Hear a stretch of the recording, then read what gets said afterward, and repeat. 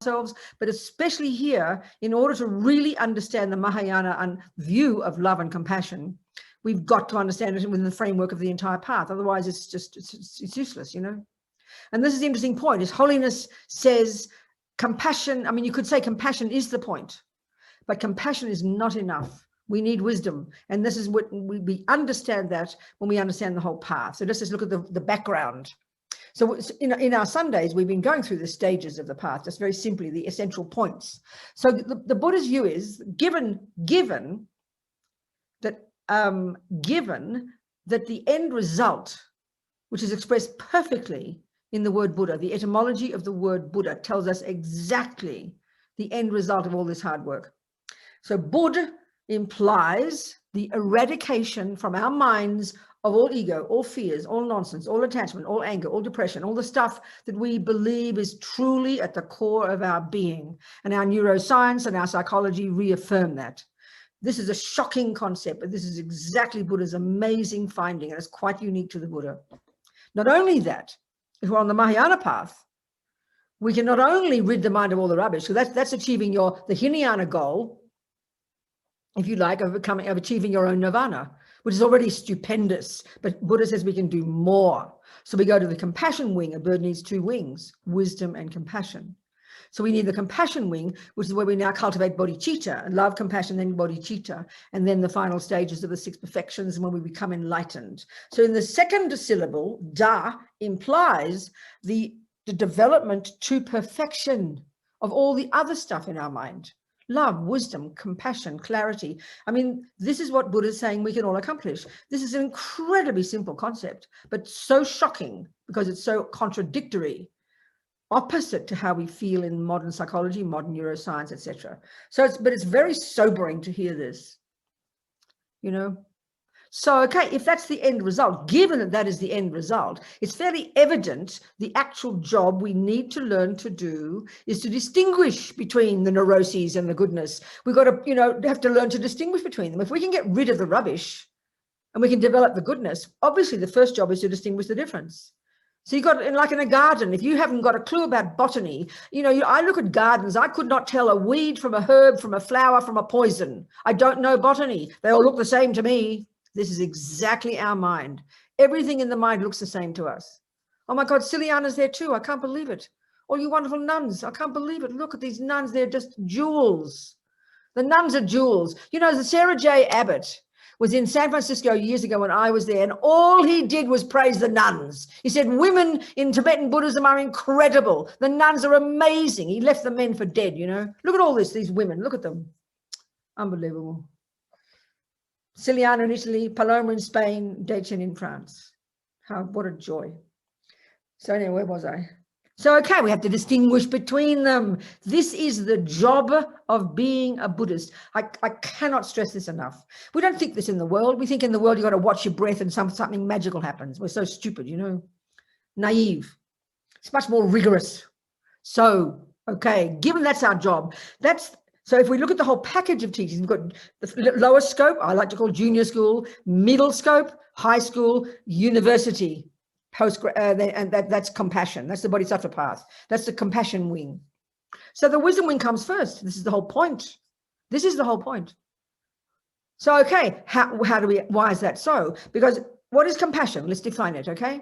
Compassion, it's often used differently in the West. People say empathy, then compassion, but with Buddha, they're effectively the same. You know, compassion or empathy is this, it begins with a thought. You see someone suffering and you go, oh my God, look at that suffering. That's awful. I hope they don't suffer. So that's compassion, reaching out to someone, empathizing with their pain. What's love? Love, you see someone happy and you, as a thought, you delight. May you be happy. So may you be happy, may you not suffer. They're the simple thoughts that express the meaning of love and the meaning of compassion. So of course, the Buddha's view is you can develop this to limitless degrees, and this is the point now, for every single suffering mother sentient being without exception. All the Mr. Trumps, all the psychopaths, all the pedophiles, and all the lovely people. I mean, this is, you know, the blunt way of putting it, but this is very shocking for us. We have love and we have compassion, but excuse me, it's only for one group. You know, we know this is for our beloveds. Occasionally we'll feel a bit of empathy for strangers when we read the news, but it doesn't last long. We go back to the default mode of thinking about our beloveds. We know this and we consider this perfectly normal in the world, and the animals do it too. And it is normal, but Buddha says we can go beyond it. That's his outrageous point. So let's look at this, why we need the wisdom wing first, in order to understand, in order to get proper compassion and proper love, stable compassion, valid love, valid compassion for every single sentient being. We have to, in other words, we have to first understand intellectually what it means. It's not just thinking about getting some gooey feeling, you know, then it passes away. That's how we think about it, not like that. So, you know, the best way to understand this is by in seeing it in the framework of the Four Noble Truths. If there is compassion, love, then obviously you have to know, we know suffering, we have to know what suffering means. We have to know what happiness means. These are fundamental points in Buddhism. We have to know the definition of suffering and the definition of happiness. This is really clear. This is telling us that. And this is expressed perfectly in the Four Noble Truths. But let's look first at even what love and just basically love and suffering and happiness, suffering and happiness, suffering and happiness. Well, in the Four Noble Truths, the very first one, it's framed in terms of suffering. And the first one is there is suffering. And Buddha refers to 3 levels. Then in the second one is there are causes of suffering. Third, you can get rid of it. And fourth, how to do it. Basically that, you know. So, and the point is though, the Four Noble Truths, that's part of the wisdom wing. That's part of the junior school and middle and high school, the first and second scopes. And that is the work we have to do on ourselves. That's what we have to have in order to have proper compassion. Compassion is not enough. You need wisdom. Wisdom's a grand word, but really it just means being in touch with reality at whatever level of reality, you know, simple level of reality. And Buddha's telling us that as long as we're caught up in our misery and our delusions and our unhappiness and depression and anxiety and anger, we are completely blocked from seeing other sentient beings. We are as blind as bats because we're seeing the entire world through the lenses of our own needs, you know. So we've got to sort ourselves out in the wisdom wing, which means we have to apply the Four Noble Truths to ourselves. So what is suffering? Then you have to be sick of suffering. So this is the point now. Suffering, there's 3 levels. The first one is called suffering of suffering, and it's what everybody understands as suffering. No problem. It's, you know, the second one, the second kind of suffering is more subtle, more nuanced. It's the suffering of change. And the third is even more subtle. We don't have an equivalent in our culture. It's called all-pervasive suffering. Now, the only suffering we understand is the first one.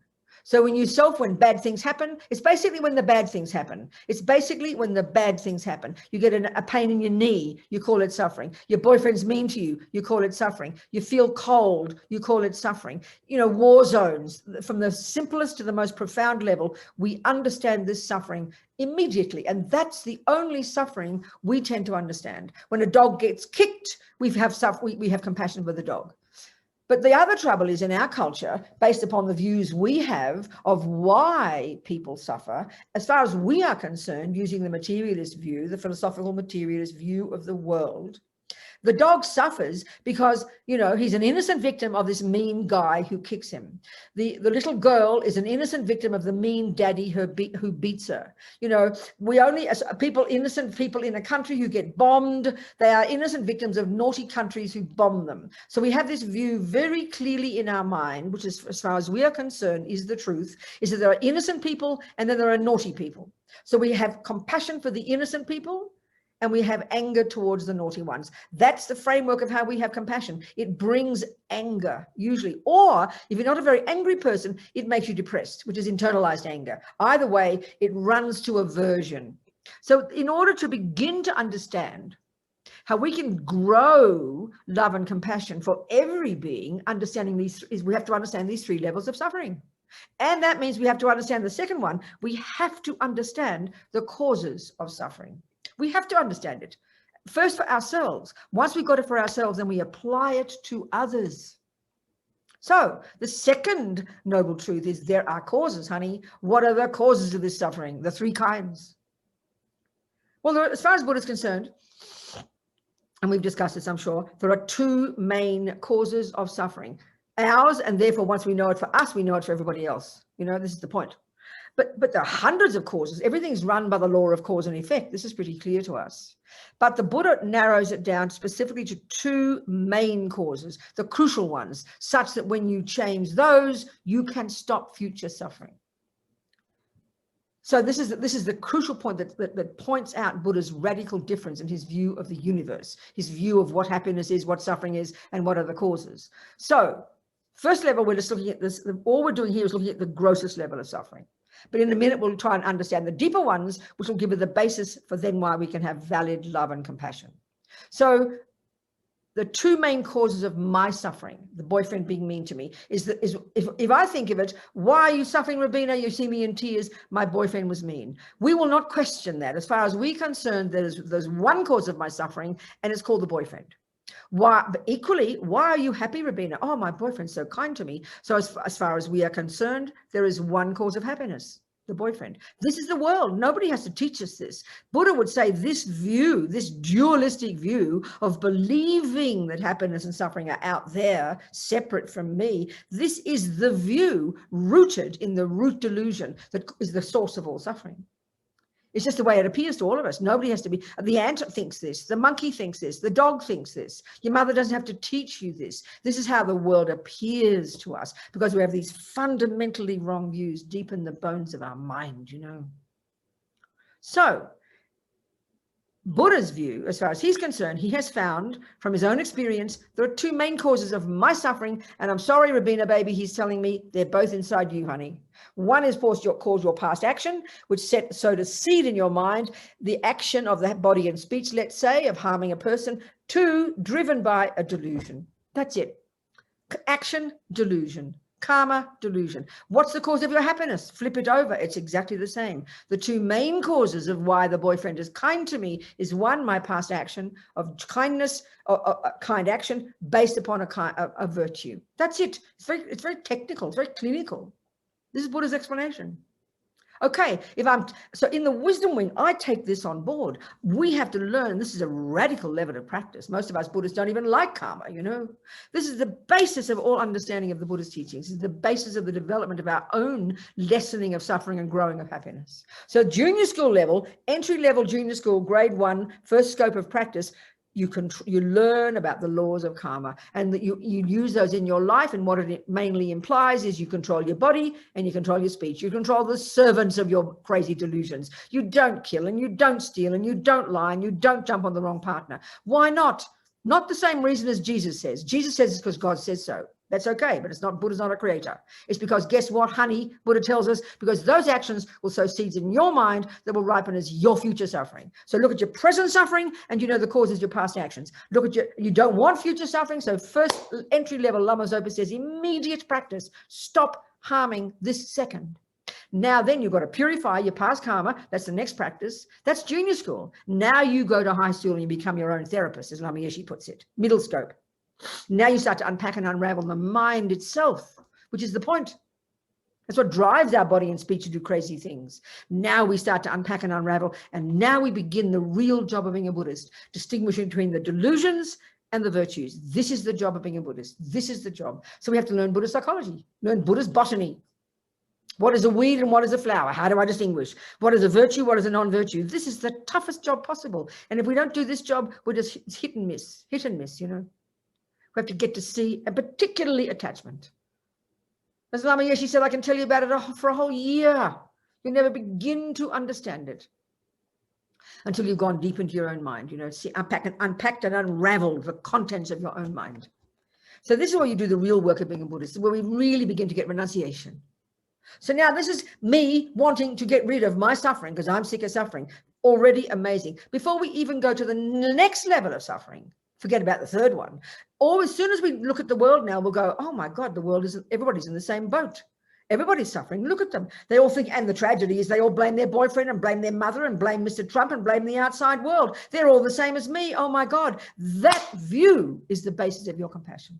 That view right there. So you could say that the wisdom wing to get renunciation is actually compassion for yourself. It's like you're learning why you're sick. You didn't know it's because you're eating sugar all day and you wonder why you're always sick. Now you've learned nutrition. Now you know why you get sick. Now you have compassion for yourself and you look at everybody else. Oh my God, they're all in the same boat. They don't realize eating sugar is causing them suffering. That's what compassion is. It's on the basis of you knowing you're suffering and knowing the causes and being sick of it. You cannot have proper compassion, because the compassion we have now is it brings us to get angry, because our view is that the guy is the main cause of suffering. So we love innocent victims. And that's the point for us now. Our compassion is basically only for innocent victims, which is a few children and a few animals. That's about it, you know. Bit sarcastic, but get my point. We've got to have an innocent victim because we want to be angry with somebody. And this is like torture.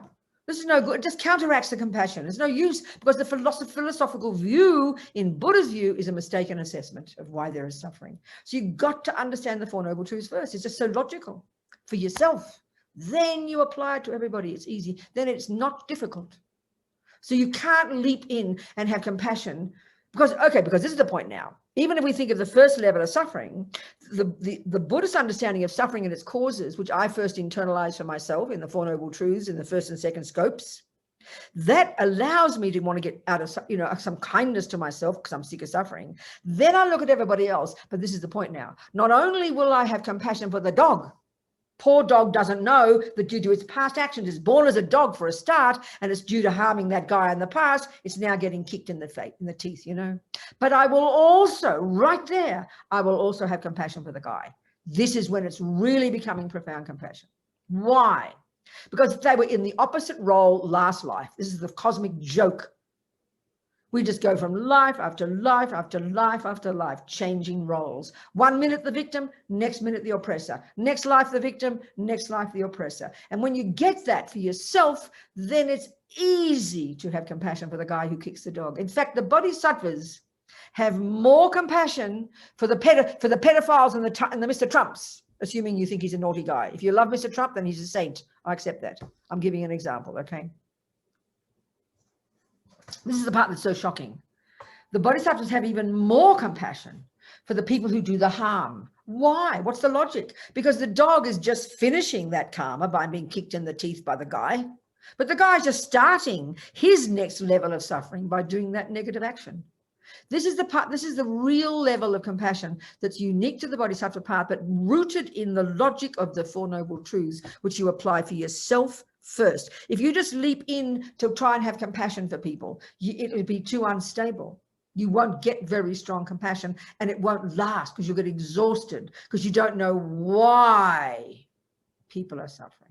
That's the part that that's the wisdom. When we have a logic for why suffering is happening, gives iron to our compassion, I promise. So you can't skip over first and second scopes. You can't skip over junior school. You can't skip over the Four Noble Truths and just have nice sentimental compassion. The poor doggies, the poor people, the poor black people, the poor women. I mean, now, isn't it? We finally in the world, maybe I said this last week, it's so hilarious. Finally, after thousands of years of white men being the problem, we finally identified the group called white men. I mean, I'm not being sarcastic. If you're a white man, I'm sorry. Don't worry. We've all been white men before. I'm being sarcastic, but I'm not. Finally in America, they're finally just realizing that the most shocking group of troublemakers, even now they only call it domestic terrorism, but it's called white supremacist terrorism, and it's called white males. A few girls are there, you know, but it's white men's philosophy.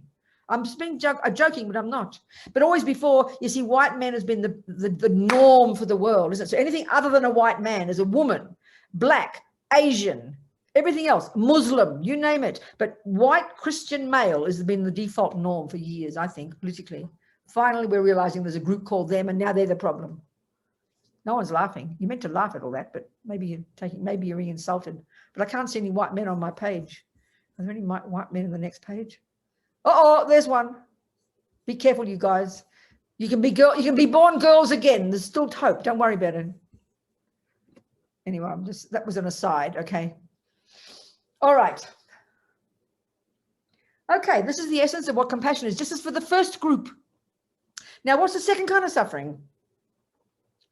The second kind of suffering is called the suffering of change. And all it's referring to is what we refer to as happiness. So when we understand the causes of suffering in the second noble truth, karma and delusions, and when we particularly understand the delusions, and then we particularly understand the 3 root delusions that are the source of all the other 80,000 or something the Buddha talks about, and we understand ego grasping, which is the root delusion, forget that one, but effectively in our daily life, we go between the 2 others, attachment and aversion, which sounds so cute to us.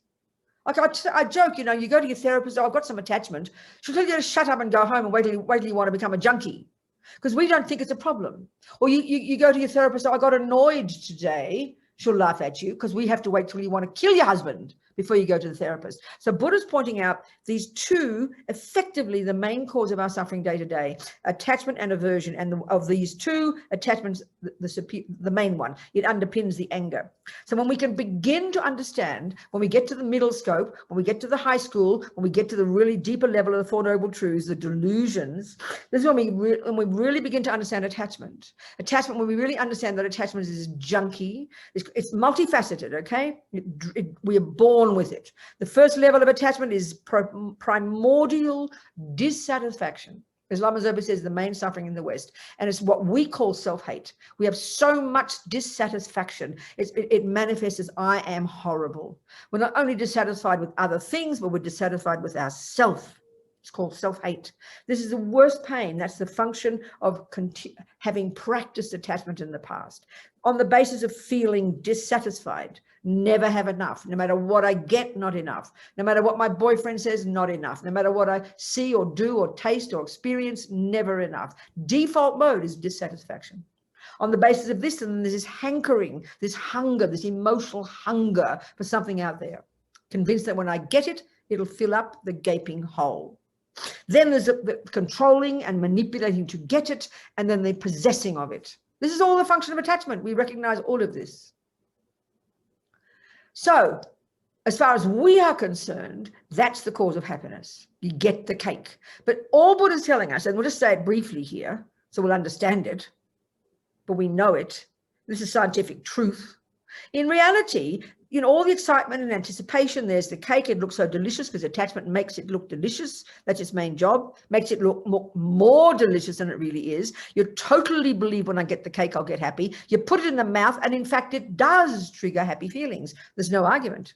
Buddha doesn't argue, it does trigger happy feelings. But the mistake is we think another piece of cake will give me even more happiness. But from that first moment of happiness, it's downhill from there. If we do scientific research of our own experience, we will find the first moment of pleasure, the first contact with the cake was the best. And we convinced if I have more cake, I'm going to get more happy. That's the hunger in us.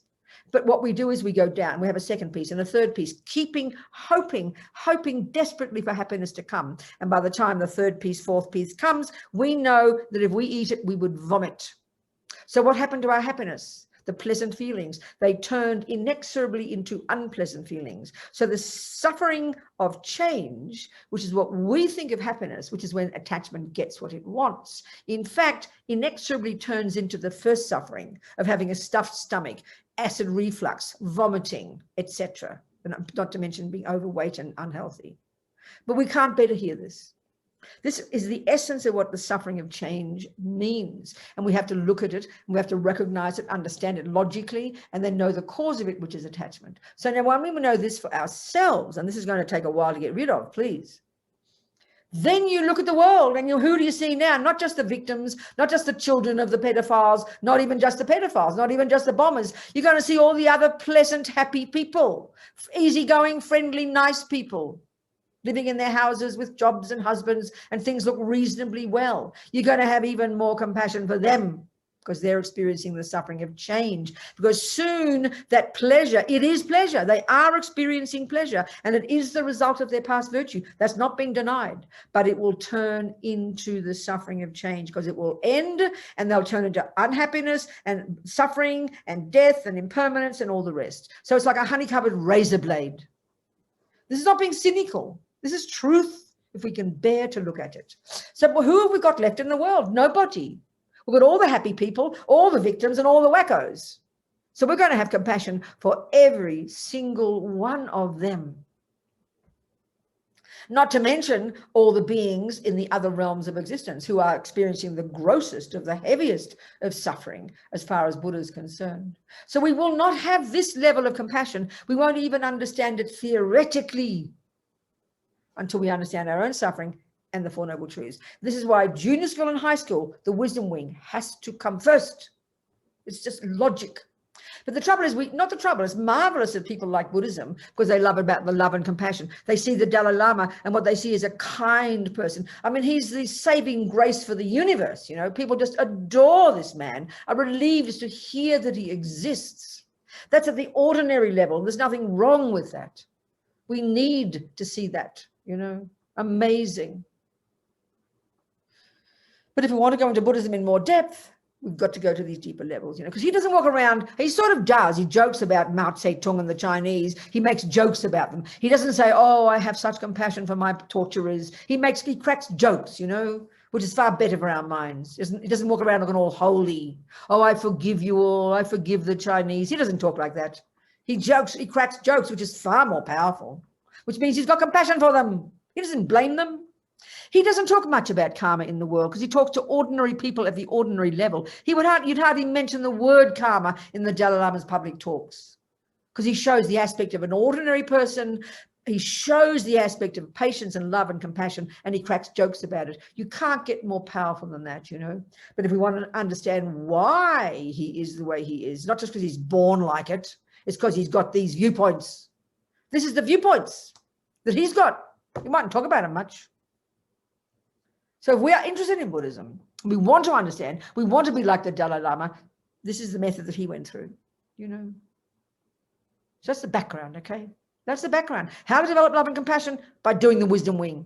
And the simple way to put it is it's like love and compassion for yourself. They don't say it that way, but it's the way we understand. That's what renunciation means. Renunciation sounds so forbidding, got to give up something. And as Lama Zopa says, because we misunderstand attachment, and we conflate attachment and love, we actually think they're the same thing. We conflate attachment with happiness because we haven't understood Buddha's teachings. And that's why, as Lama Zopa says, when we hear that we've got to give up attachment, as Buddha says, it sounds so awful to us. And we think, oh, I've got to give up my heart. I've got to give up my happiness. And we've got to understand what Buddha means. We've got to study it. Don't make up our own views. It's very rude, you know.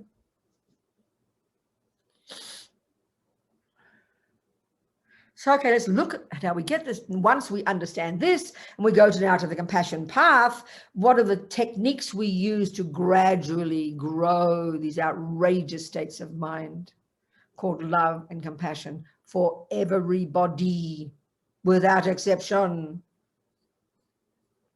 So the very first technique, and this will do, I tell you, for the rest of our talk. It's so profound. But the trouble is, again, when we study Buddhism, especially when we study on the compassion wing, because we're so used to thinking that compassion and love are kind of like these feelings that we have to get. So when we think of a meditation on compassion, we kind of have to sort of squeeze our tears out. Oh, I had such a wonderful meditation. I felt so much compassion for everybody. And then, you know, 3 minutes later, you want to kill your boyfriend. So what happened to your compassion? Because we're so addicted to feelings. We want a nice feeling. It's beyond childish. I'm sorry to be rude, you know. It's not like that at all. We all know this term in Tibetan in relation to the second mode of meditation is called analytical meditation. It's such a confusing concept to us. But it's just analytical is a fancy Greek word for the verb to think about. And meditation means to familiarize your mind. So analytical meditation is using your thinking to think logically through a problem. So that's the method we use for all these techniques in the methods in how to cultivate compassion, which culminate in bodhicitta. So as we know, and I'll go into this now, as we know, excuse me, as we know, I said it so many times and I forget what I was going to say. Oh yeah, in the Lamrim, there are two main packages of teachings, approaches that are the methods to get bodhicitta. One, I think, is the 6 causes and 1 effect, or the 7 point something or other, isn't it? The other is the more radical one that is the favorite of all the Tibetans, the more radical, exchanging self for others, making this paradigm shift in the mind, which eventually is what bodhicitta is, where no longer does the I run the show. Only others appear in our mind. This is like inconceivable to us. We might have a moment of it, but we're talking here rational, logical, incremental, hard work, deconstructing the nonsense of ego, using logic to argue with ego's misconceptions, to gradually go through these techniques, and then finally, which culminate in this amazing attitude called bodhicitta. So the method used in these is logic and analysis, because ego is so demented, the delusions are so manipulative, so wicked in driving everything we do, and we're convinced they're right. So we need sound logic to argue with them. So all these meditations utilize logic, and the result, of course, will be feelings, but feelings come as a result of hard intellectual work. Do not think it's not true. It's really clear. So there's one packaging, one technique that Pabonka talks about in liberation, and that is you combine these two techniques and you've got 11 techniques, you know. So the first one, and this is the main one, I swear, if we get this, everything else falls into place. And this one's called equanimity. This is the first one, the root, the foundation. So let's look at the logic of it. What does it mean precisely? Because often with all these compassion wing practices, we get very wishy-washy, you know. We say, oh, equanimity, oh, everyone's the same. It's not like that. It's much more precise. These terminologies are very precise. We must get the right definition of each one. It's so important. We don't think that when it comes to compassion meditations, you know. We're mistaken. So, okay, what is equanimity? First of all, it's used in different ways, is defined differently. There's different levels of equanimity according to the different levels of practice. So back in the wisdom wing, the first and second scopes of the Lam Rim, the whole job there is working on your body, your speech, and your mind to subdue your body, speech, and mind, which is behind me, Shakyamuni Buddha, my nice Thai statue. He's the manifestation of those qualities we're trying to accomplish. That's the wisdom wing, completely subdued body, speech, and mind. He's harnessed his body, speech, and mind. It's a miracle. So the equanimity in that level of practice is when your mind is stable. Right now, we're like drunken sailors, dementedly going between attachment and aversion, up and down like, you know, mini bipolar episodes 1,000 times a day, between everything's divine to everything is a nightmare, up and down like yo-yos, no control. That's the samsaric mind. Buddha calls it samsara. We call it bipolar. I'm not joking here. I'm really not. Going berserk between attachment and aversion, and no control. We're like lemmings, you know, driven by the outside world, no control. So when you really began to do the wisdom wing, becoming like this, subdued body, speech, and mind.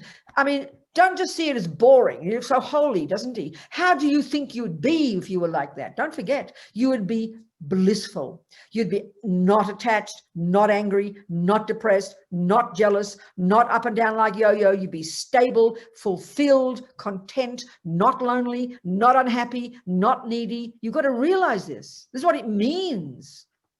You know, who wouldn't want to be like that? It's called happiness, people. You'd have incredible equanimity. Your mind is so stable. I mean, initially that sounds boring to us. We prefer to have the bipolar happiness, you know, have bliss and joy and then collapse into despair. We're so ridiculous. But equanimity is joyful. That's the first kind. Here it's different. Here, the equanimity we are trying to cultivate on the compassion wing, the foundation of the development of love, compassion, great compassion, bodhicitta, it's very specific, and this is my words for it. When you've got it, once you've accomplished it, what it is this heartfelt recognition, this clear recognition that friend, enemy, and stranger are equal to each other from one point of view. They each only want to be happy, and they each only don't want to suffer. These are the words. Now, why those three categories? Well, analyze it. There are the three poisons, aren't there? We'll learn about those on the wisdom wing. Ego grasping, attachment, and anger. That's it, three. ignorance, attachment, anger. So now these three, so in the wisdom wing, we're subduing the beginning. Forget about the ego grasping. That comes later when we study emptiness. But here we're mainly subduing attachment and anger, and all the other delusions that are rooted in those. Buddha talks about 84,000 distinct mental problems, you know. But they also assume to the three. They've got an intimate relationship with each other. Ignorance, attachment, and aversion. These are very intimately related. There's a hierarchical relationship between these three, not just random thoughts, you know. And as interestingly as young Ling Rinpoche these days going around, many people say they'd not heard this before. I hadn't heard this before. But as young Ling Rinpoche says, he's the reincarnation of the root guru of His Holiness the Dalai Lama. He's 30-something now, maybe 40. Marvelous Lama. So as he says, of those 84,000 distinct mental problems that Buddha has articulated, he says 21,000 are rooted in ignorance, 21,000 are rooted in attachment, 21,000 are rooted in aversion or anger, and the other 21,000 rooted in all three. So it's this elaborate map of the mind. And these Indians before the Buddha were the ones who came up with this. We think we invented the mind back with Freud, didn't we? We're so arrogant. Anyway, so the three main delusions. Well, in the first part of practice, we're trying to control ourselves in terms of not having too much attachment for cake and sex and drugs and rock and roll, trying to calm our mind and body and speech down. Now here, the same work continues. We're trying to control our minds. But now the crucial point in the compassion wing is now to remove, first point is the first junior school and high school, the reason to lessen the delusions and control your body and speech, and this is an important point, is to help, is to protect you from future suffering. You are the beneficiary.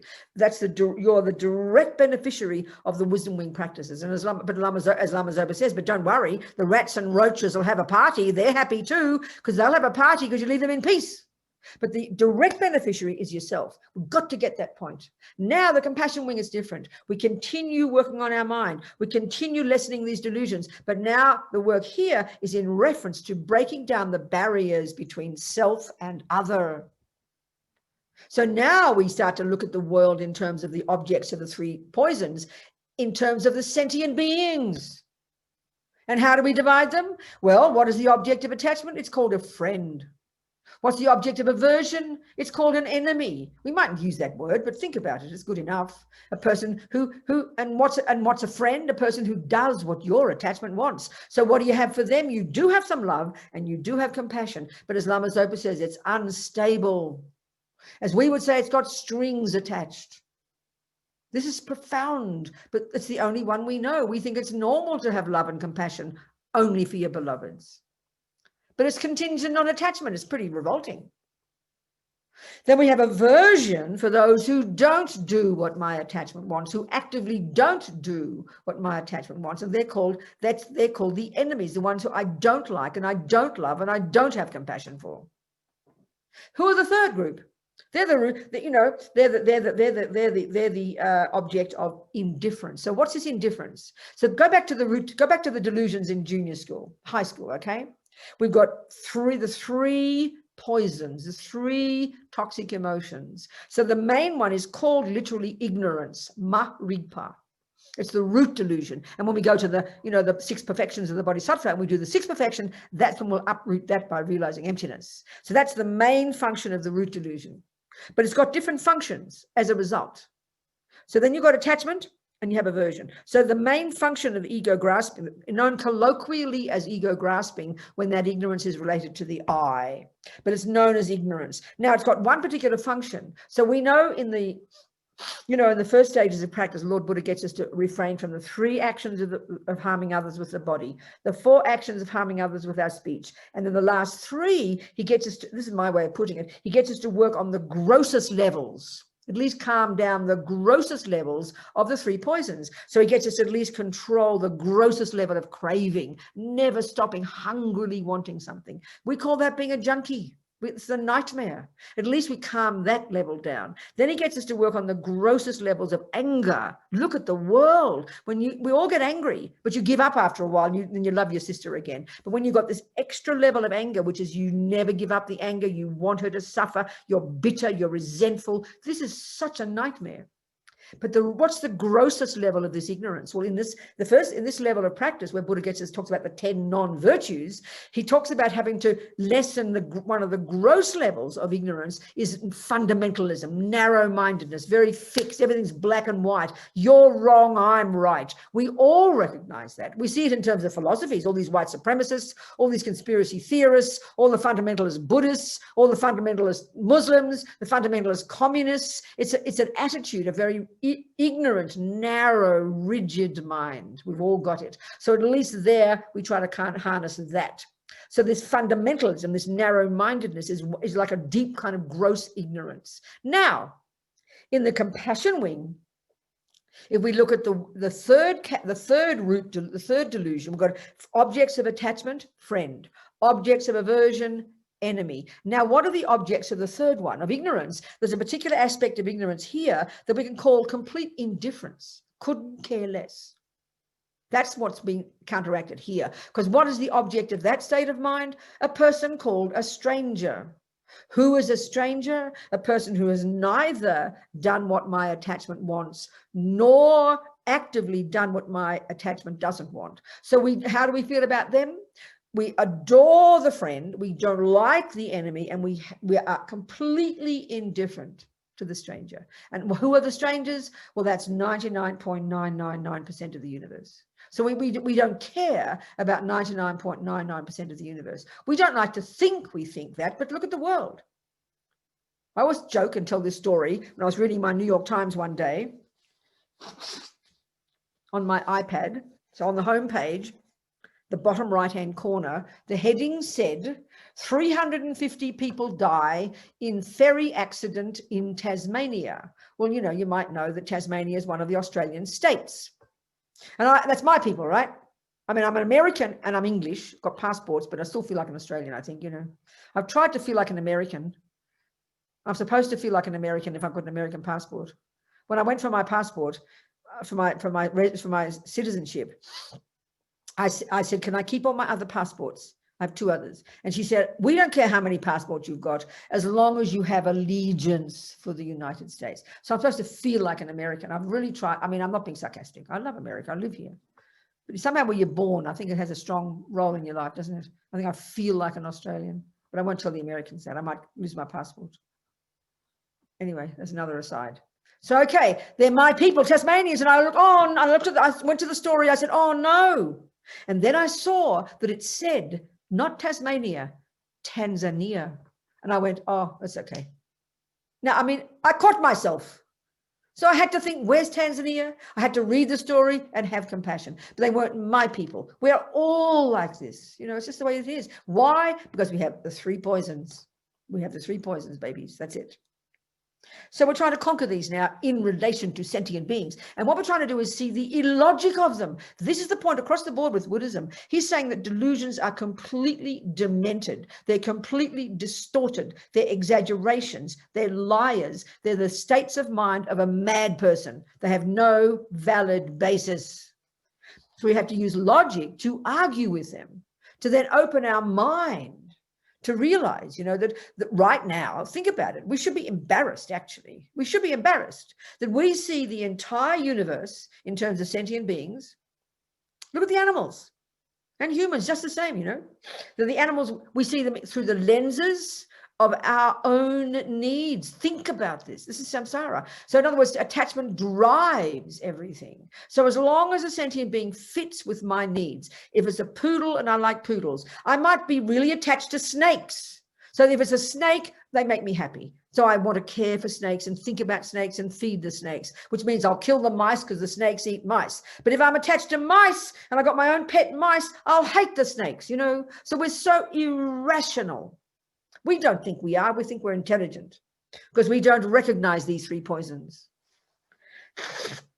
So we see every sentient being in the universe automatically through the lenses of attachment, aversion, and indifference. Why? Because attachment runs the show. Because it's the junky mind, which is the voice of the root delusion, ego grasping, which, as Lama Yeshe says, is the very concept of me. Indicates implies, creates the concept of other. And finally, in this compassion wing, we're trying to break that misconception down. And when we finally realize emptiness, that's when it's gone. There's no longer a separate sense of me, as nutty as that sounds. So in the compassion wing, we're doing that job conventionally, radically arguing with all the nonsense, the misconceptions and all their lies, which separate us from others. And then when we realize emptiness, we cut the root. That's why with bodhicitta, without bodhicitta, to realize emptiness, never mind that. It's another discussion. Okay, don't worry. Okay, let's look at equanimity. How do we get it? What's the logic we have to use to argue, with all these delusions, misconceptions? Well, it's a multitude of, even as we're talking, just imagine in your mind 3 people right now, in the middle, eyeball to eyeball, right in front of you, a person who you don't like. And if it's a person, the more you hate them, the better for the meditation, if you're brave enough. Let's say it's a person who's abused you in the past. If you're maybe not brave enough, it's okay, then don't have that person there. If you're not ready to analyze it, it's okay. We've all been hurt by other people. Everybody's got the same story. But if you can visualize a person in front of you whom you have aversion for, so if it's only maybe even just your sister, who you've got this history with your sister, she always annoys you, upsets you, or maybe it's your ex-boyfriend, maybe it's your father, it might be just the next door neighbor. Think about it. Put them right there, right eyeball to eyeball, right in front of you. Object of aversion, labeled enemy. To the left in front of you, now you imagine your beloved. If you have a beloved right now, person you're attached to, your grandchild, your new boyfriend who looks so perfect right now with no faults, your mummy. Some people have their mummy as their best friend. It's very surprising because many people hate their mummy.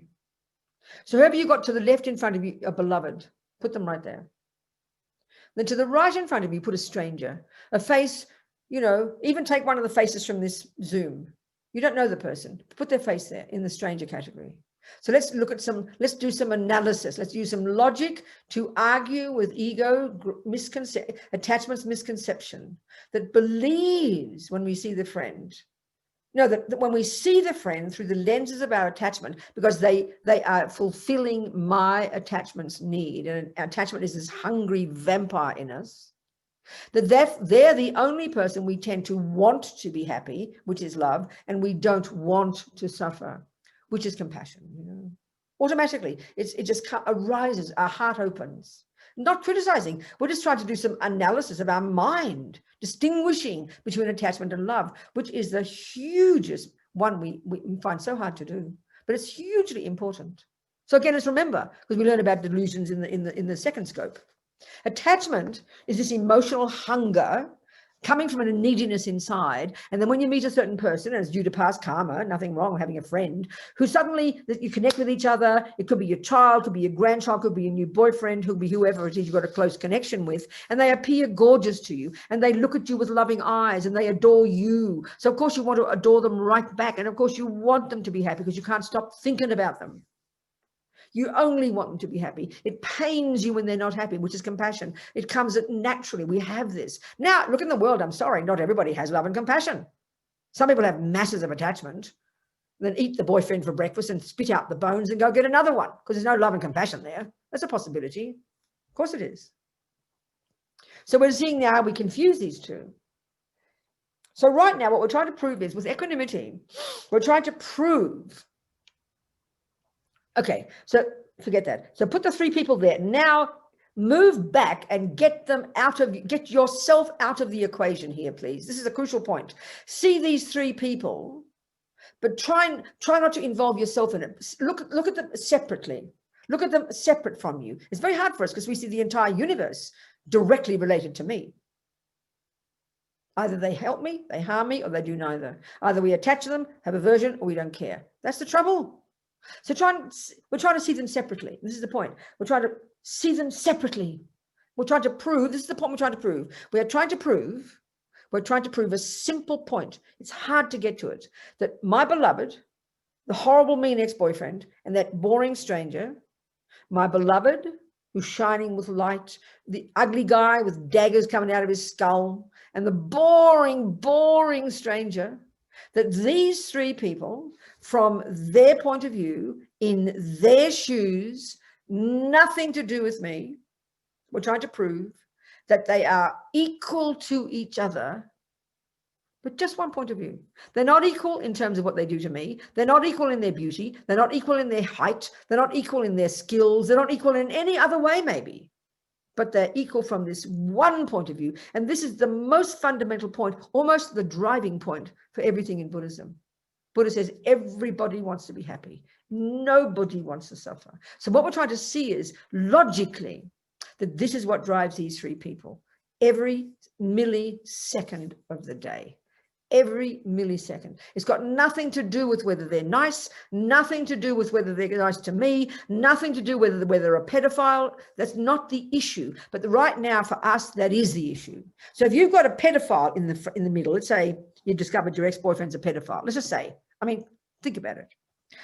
Immediately, what do? We paint the whole of that boyfriend with the label pedophile. We're freaked out. We're enraged. We can't believe, how dare this shocking person. All we see is his dripping in pedophilia. We see nothing else, do we? That's what delusions do. So anger in the mind paints the whole of that boyfriend with that one brush. He is bad. He is wrong. Or he harmed me, or whatever he might have done, you know. We see him in terms of that negativity. So therefore, all we can see is an evil person. So then to hear Buddha saying, Robina, sweetie, Robina, he also wants to be happy. Even that thought, we're shocked, because as soon as we hear that, listen to this, we can't hear it properly. Because as soon as we hear that pedophile wants to be happy, we think it means, oh, the poor thing, he didn't mean it. He wants to be happy. Get him off the hook. We don't even hear it properly. He wants to be happy. We don't get the point. We exaggerate it. We immediately, because listen to this. As soon as we have love or compassion for anybody, we defend them, we protect them, we get them off the hook. It's like your beloved child, your beloved grandchild. If you're really attached to your grandchild, and I mean, or your own child, really obsessively attached, no matter what they do bad, you'll defend them. You'll paint a nice picture. You'll say the poor thing couldn't help it. You won't let anybody else criticize them. You'll lie on their behalf. That's our view right now, because attachment exaggerates, so it gets them off the hook, because all we see is a little saint there. Oh, he didn't mean it. He's really not like that. He doesn't deserve this. So we have this over-exaggerated, absurd picture of our beloved. So we have the same over-exaggerated, absurd, ugly picture of the so-called enemy. And we see the whole of him as bad. And then we hear, what do you mean he wants to be happy? You mean I'm supposed to think the poor thing can't help it? No, that has got nothing to do with it. It's a very clear point. Get past all your projections, all your viewpoints, all the things he's done wrong. Strip all that away. Strip all that away. In other words, stop seeing him through the lenses of your needs. Stop seeing him through all these views you've got. Just see this person there. A person driven by attachment, driven by anger, driven by fears, driven by neurosis, driven by the power of his past karma. This is why you can't begin even to do this job of having equanimity until you have done junior school and high school, until you've ripped your own mind to pieces, until you've understood karma and delusions and why you suffer. You cannot begin to even have equanimity, the first of the 11, until you've done that job. It's hard work, you know. It demands courage to do this. It demands authenticity. It demands ownership of yourself. Then you're able to understand this. Every living being is driven by the power of their past karma. When we even understand karma, that's the reason he's a pedophile. Due to obsessive attachments before in past lives, born with attachment to kill or rape or torture. One of my friends on death row in Kentucky, my friend Mitch, who's a Buddhist, and I know this guy, he said, Robina, he thinks of torture all the time. We don't know why. We think it was made by God, or some accident came out of his mother's womb. No, he's driven by the past karma of his own obsessive attachment to this activity. He doesn't know why he does it. He's got no idea why his mind is obsessed all day with torture. I mean, the best we can do is be obsessed with eating cake. Look how pathetic we are when it comes to eating cake. We can't control ourselves. Can you imagine wanting to jump on little girls all day? Can you imagine just wanting to jump on boys all day? Ordinary boys, grown-up boys. Like I remember reading one, Tinder, you know, I heard about Tinder. So easy to get girls and boys and girls. You don't have to walk around the streets anymore. I had to walk around the streets getting people and go to clubs and pick them up. You just press a button on Tinder now. It's so easier. I wish I had it then. I'm joking. I'm not joking. So this girl was telling me the downside of having Tinder. She's just getting dressed after having sex with this nice boy. And it was quite distressing, she said, because she looks over to the boy in the bed and he's on his Tinder getting the next girlfriend. It was a bit distressing, she said. So, I mean, it's easier to get girlfriends. It's like easy to get your pizza too. Same delivery, you know, same now, because attachment, but the suffering of the attachment. Another boy I read about in Sex Anonymous, you know, one of those groups, he talked of the torture of while he's having sex with one girl, he's already thinking of the next girl. So if you can begin to think of the torture for the person of having attachment, that's what you got to get in the junior school and high school. Think of the torture of your own delusions. Then you can see the others and think of the torture that they're causing themselves. Forget about the harm they're doing to others. So then you can begin to put the person separate from you. And then you can begin to see this tortured person, the pedophile, the terrorist, the maniac, the QAnon,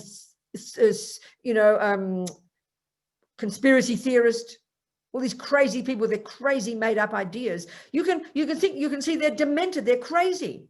They're out of control. These poor people have got, and you can have compassion. That comes about 6 points on, but you can understand it.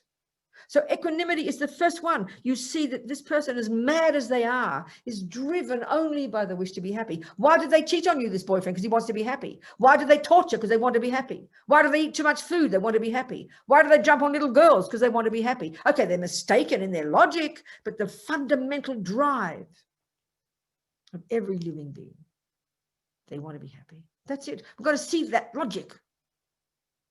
And then you look at the friend and you look at the stranger. They're exactly the same. This is what equanimity is. It's intense. We're not trying to have love and compassion yet. That comes about the 6th point. We're one precise point at a time. So how do you put this in daily life? Well, you've got your grandchild. Let's say you've got your grandkid. And he's playing, you adore your angel grandchild with a halo, you know, and he's playing with the smelly kid next door. You can't stand this kid. And he maybe is a creep. He maybe is smelly. He maybe is mean. I'm not saying he's not. Having equanimity doesn't mean people are all saints. That's ridiculous. You're not glossing over anything. You're getting past that. So you see the smelly kid and you see your angel. So how do you apply equanimity? You say to yourself, give it a break, Robina. They both are equal to each other in their drive to be happy and their wish not to suffer. You watch them because the kid might be a creep. You still watch his behavior, but you get past the labels, past his creepiness, past his delusions. You get to see his fundamental drive to be happy every millisecond. That's what underpins every person's thought, every person's action, every person's word in the universe, the hells to the gods. That's equanimity. They're equal from that point of view. Now you better ask me some questions.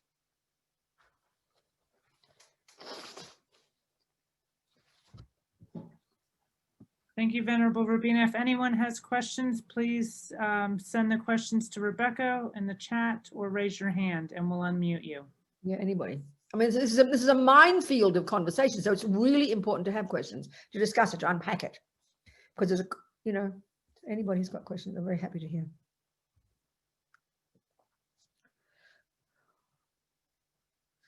Nobody. Huh? Oh, yes, we do have one. Good. Wonderful. What is it? Lisa, I'm just going to unmute her. Talk to me, sweetheart.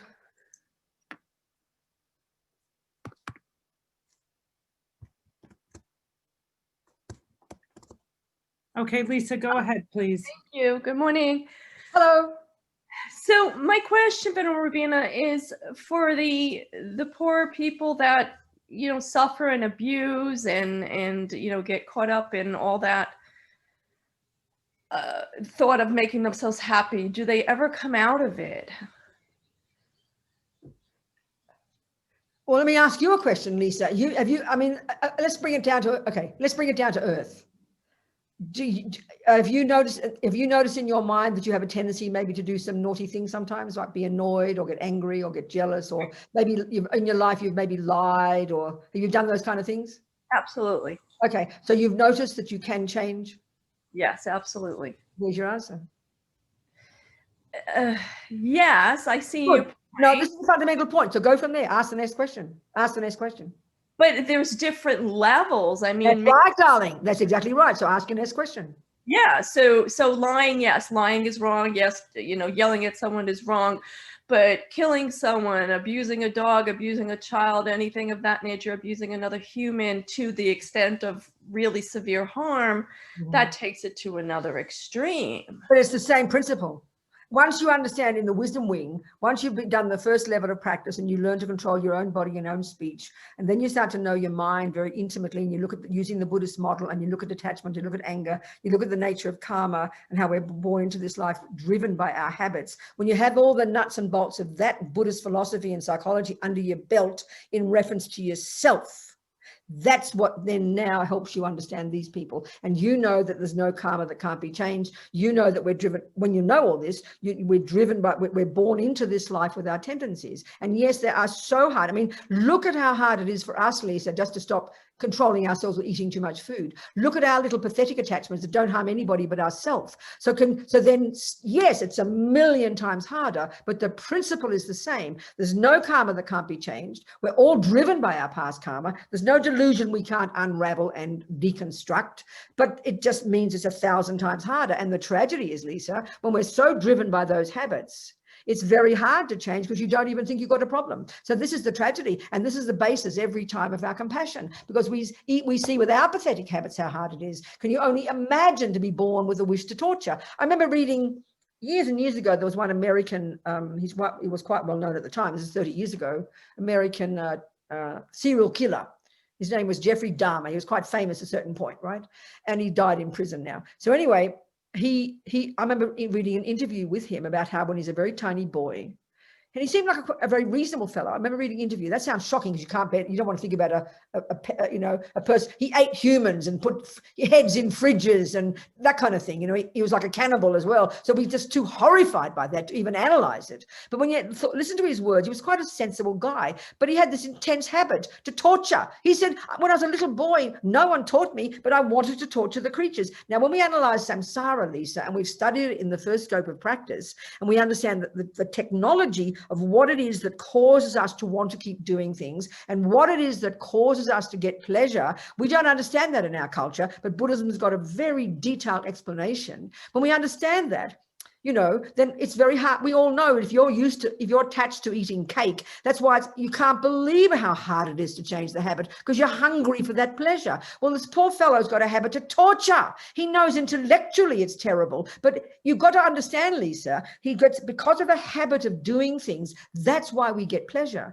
Whether it's killing fish, whether it's eating cake, whether it's having sex, it's the dynamics of how Buddhism describes the way we function. It's quite detailed in the literature. So when we understand that, and you're born with a habit to torture because you get incredible pleasure from it, I mean, look, then you'll understand why they are the way they are, and then you will have compassion, and then you will understand they've got the potential to change. It's very hard, and that's how you learn to help people.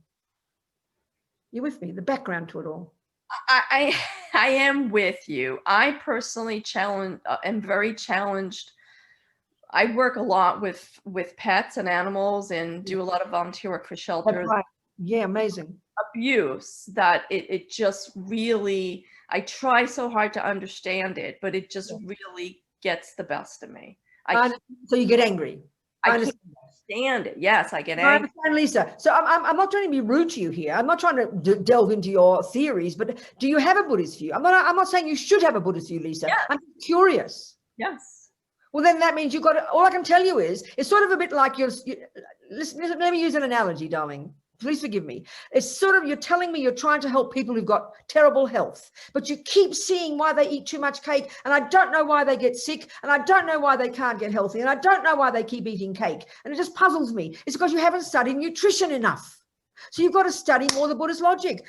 This is my whole point about compassion, Lisa. Why it's so intense, and I bring it to the intensest level. Until you understand the logic of what karma is, how we create it, the nuts and bolts of it, how samsara is, what is attachment, how does it all work, how do they all play together? It's quite technological. Buddha's explanations are very precise. We normally don't learn it. It's very casual how we learn it. When you understand that, then you won't be thrown by it. You won't get angry. You will not be puzzled.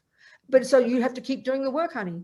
Okay. But meanwhile, protect people from being harmed, protect the animals, protect the children. Absolutely. But learn to look into your own mind, learn to know anger is what. So let's analyze anger, Lisa. Let's analyze the philosophy of anger. Why is that happening? How dare he do that? That's because we don't have the analysis of karma properly yet. And this takes time, honey. So this always is why I always tell this story. It's good to tell extreme stories. I find it very powerful. I always tell the story about when I was working for the Prison Project in 2003. Richard Gere, as you know, is a good Buddhist, and he was in New York, and he invited the Dalai Lama for some teachings, and he also decided to work with former prisoners. So he invited 20 former prisoners, all of whom had done some kind of work in prison, right? Buddhist type work, meditation, something like that. And he invited people like me who'd been working with people in prison. So it was a very moving day. All these, a whole cross section of Americans, black, white, Puerto Rican, Mexican, male, female, all of whom had had a lot of suffering in prison, right? All due to, and it was a very wonderful day. They met the Dalai Lama. They were all talking. It was very marvelous. But he also invited 2 young Tibetan nuns, young women, early 20s, who'd been in prison for a couple of years in Tibet and who'd been sexually abused and tortured. Now, look, you couldn't get more of a saint than little young Tibetans. For them, the view of karma is in the bones of their being. It's been around in Asia for 5,000 years, which is surprising to us in the West because we've never heard of it. We just think it's something made up by the hippies, but it's a serious philosophical presentation of the universe well before the Buddha. This genius Hindu yogis observed it. Buddha comes along. He doesn't argue with it because he sees the same thing. And it's the Buddhist explanation of the universe. There's no creator. There's no good luck. There's no bad luck. It's a detailed presentation of the universe and how there is happiness and how there's suffering. It's extensive and vast in the literature. Okay, so these young Tibetans have been brought up with it since they're born. I mean, the time before the Chinese communists came rampaging into the country, 99% of Tibetans were Buddhists. There's a few Muslims. The Catholics went in the Middle Ages. The Jesuits went in the Middle Ages. They even translated the Bible into Tibetan. They couldn't get a single Tibetan. They gave up, you know. There's a few Muslims, but they were all Buddhist, 99%. So it's just in the bones of their being. So what I'm getting at is the view of karma isn't just, oh, I believe in karma. It's so integrated into their minds. In the same way, Lisa, that in our modern world, the view of neuroscience and mummy and daddy made us and we're the brain and all these amazing science we've got, that completely has infiltrated our culture. And so we take that as the given. We take that as the truth. So then that view of karma was like that for them. So they're brought up with it. They're little nuns. They're working on their body and their speech. They're living in their vows. They don't kill. They don't steal. They don't lie. Why? Because they know they create themselves. They know they are the product of their past. This is something so primordial for them. You've got to remember that. So there they are. They're in prison. They did nothing wrong. They don't even hurt flies, for God's sake. And they're being tortured and sexually abused. But this is the interesting point, Lisa. Because we assume we're born, our mummy and daddy created us, because we assume our mind is the brain, because we don't know why things happen. We don't know. That's why we get so angry. What is anger? Like I said before, anger, the philosophy of anger is, how dare you do that to me? I don't deserve it. We all recognize that. And when you have compassion and you see these wicked people, you say, how dare they do that to these innocent victims? These victims don't deserve it. That's the default logic of our samsaric mind, Lisa, based upon either God made us, I'm not being rude here, or mummy and daddy made us, and we haven't yet find out why things happen. We're still looking. That's built into our brain. We haven't unpacked it enough yet. So these young women, they don't have that view, Lisa. They don't sit there thinking, how dare they torture me, and then try to put up with it. They don't even have the thought, Why is this happening to me? I don't deserve it. You've got to hear my point. That does not even arise in their mind, because the view of karma is completely integrated into their universe, into their mindset. So what do they have instead? They know why they're being harmed. They have a view. So this becomes their intense, unbelievable practice. So then one of them, at the end of it, there were tears, right? No anger, because they don't have this view.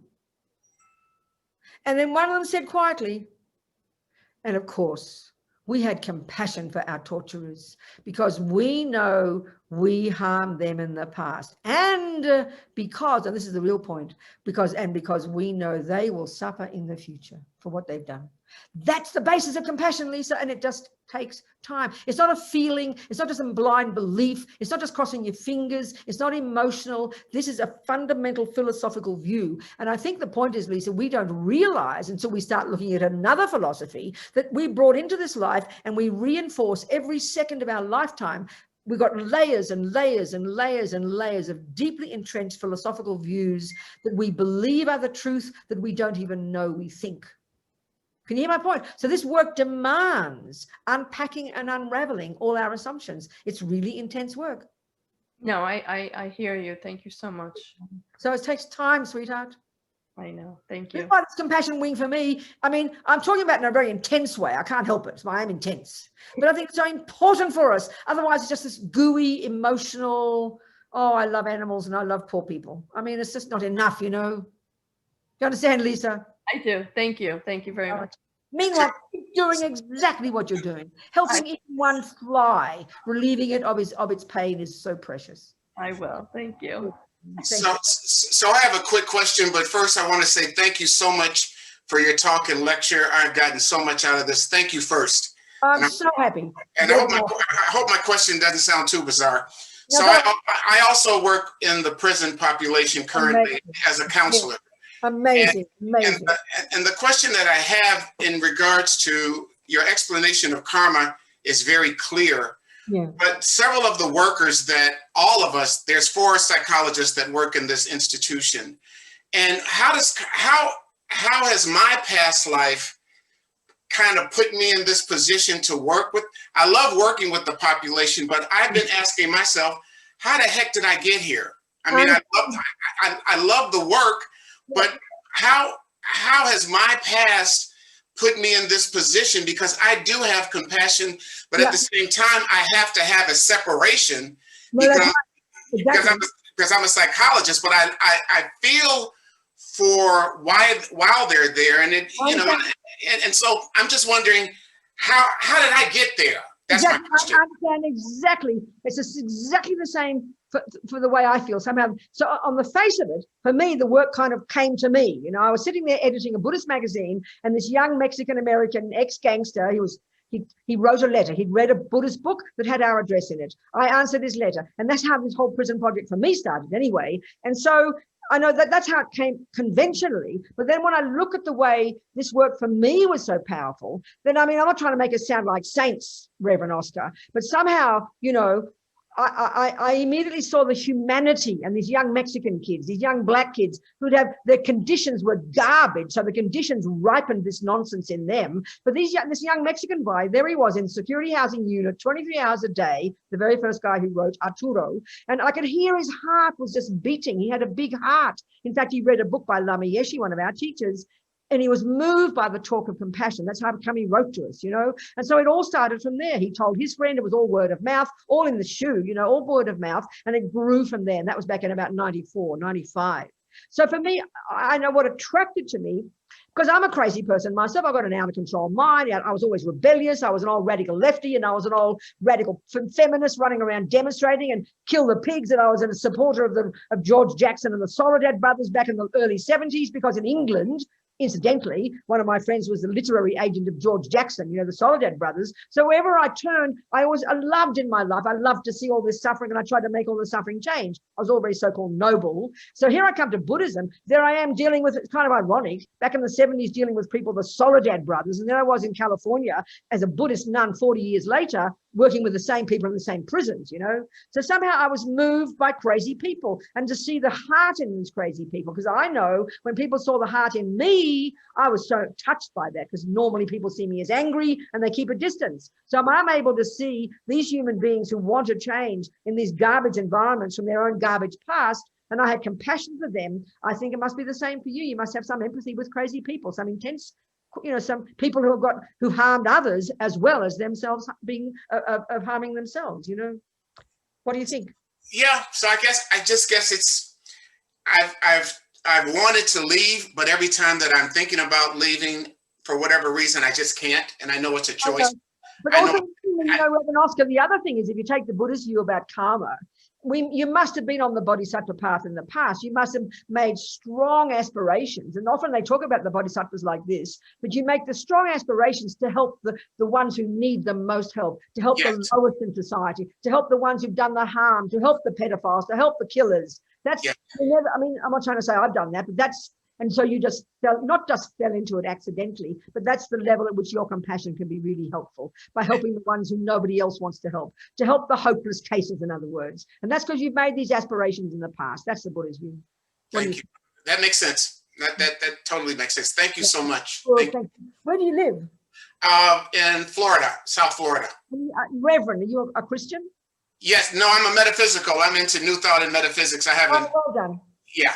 So you get a bit from all the different viewpoints. Yeah, a lot of meditation, but I'm just getting into Buddhism a little bit more, and I thank you so much. I will be back here. Good. I'm so happy. Thank you so much. Thank you. Thank you. Wonderful. Who else has questions? Come on. It's so good. The Venerable Robina, thank you so much.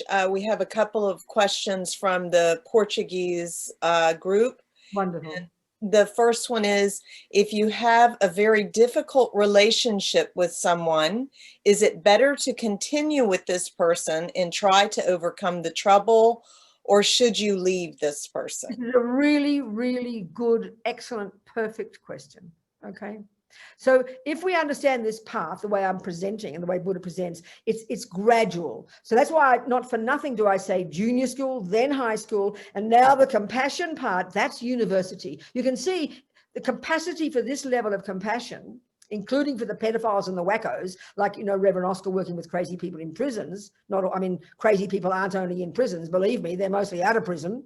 But, having compassion for all levels of people, you've got to have this first levels of practice clear first. So in answer to your question, it's all a question of your own capability. If you only in grade 1 tennis, you can't afford to keep playing Federer. He will destroy you every single day. Or, a really heavy duty tennis player who's manipulative and beats you up every day. You're crazy. Go back to your own level. So if you haven't done much work on your mind, if you're still at the level where you still feel like a victim, you believe this person's perfect, you wish he'd love you, you're dying for him to love you. Every time you say, he really does love me, he whacks you again or whatever, I'm just joking, I was talking. Then, if you're at that level, the best is for you to just be as brave as you can and get the hell out of that relationship. But if you're at a higher level, if you've done the work on your own mind, you've subdued your body, speech, and mind, you're really courageous, and you recognize this crazy person. But if it becomes genuine practice for you, and then it's a powerful practice for you. Don't worry about him, for you to really test your love and compassion by having a person. Bodhisattvas love their enemies, but that's absolutely advanced, so you have to know what level you're at. And part of the problem here is people often misunderstand being compassionate with being a victim. If you're still in a victim mind and you allow this guy to bash you around because you're scared and you really must love me, you're being foolish. You've got to realize where you are at, and you've got to realize it's inappropriate.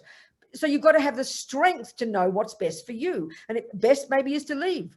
But if you can, if there is some karmic connection between you and you think it's worthwhile, this relationship, then you stick at it and you make it your practice. But you've got to know what you're capable of. There's no simple answer. You've got to know what you're capable of. That's the crucial answer to your question. You've got to know what you think is best, and not to be afraid, and make the tough decisions, even if the world criticizes you, even if your family criticizes you. If you know it's not appropriate, there's no benefit to this relationship, then you can't grow in it. Get the hell out. But it's up to you, honey. I hope that helps. If you want to ask me more, you ask me more. Thank you, Venerable Robina. Next is Antonella has a question, and then I've got another from one of the Good. translation groups. Good, darling. Go for it.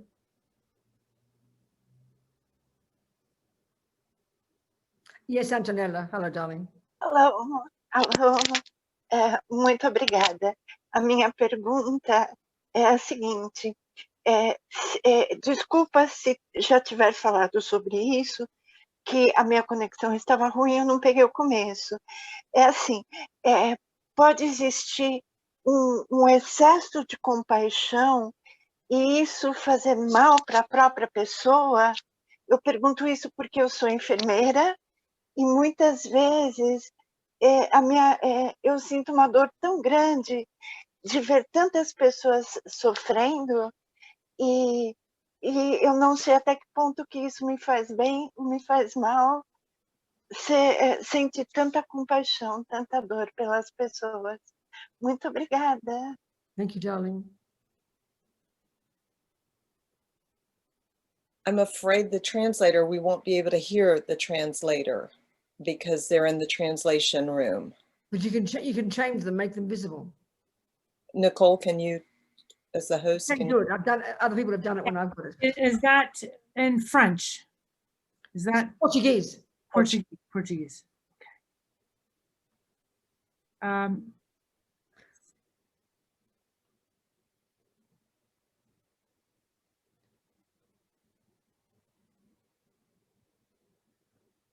Bueno, no sé lo que está pasando. Here we go. Go. Okay, can you hear me? Yep. Okay. Ah, bueno, lo van a decir ahora en inglés, lo van a decir ahora en inglés y vuelvo a traducir. Now I can hear all the others as well. Yes. Con el traductor. I'm- Yeah, because Sentiamo everybody- tutti quanti, all the sentiamo translators tutti are quanti speaking at the adesso. same time. Oh. So she's asking if there's a possibility of. Bruno, Can you hear me? Yeah. Wait. Have you sorted out the others, Nicole? Okay, good. Go, Bruno. All right. She's asking if it's a possibility to have an excess of compassion, if that could be harmful, because she's a nurse and she works with a lot of people, and sometimes she feels so much pain when she sees people suffering. And is there a possibility that compassion could be in some way excessive and harmful? I understand that. No, okay. Antonella, if we take the Buddhist understanding of the mind, which is quite specific, that you've got neurotic, deluded, unhappy, I-based states of mind, which can only cause you suffering and cause you to harm others. And then running alongside those is the good ones, your compassion, your empathy, your love, your kindness. This is the way Buddhism describes, and they're quite different and quite specific. But our problem is they're like mixed together like a big soup. Now, my answer to your question is this. If you don't have much attachment, much neediness to get what you want every second, which is what attachment is, and if you don't get angry easily, and you don't get depressed easily, and you don't get anxious easily, that means you're really a marvelous advanced person, which means you can only have infinite compassion, and it could never be too much compassion. But what feels like too much compassion is actually attachment and anger and depression and anxiety dragging you down.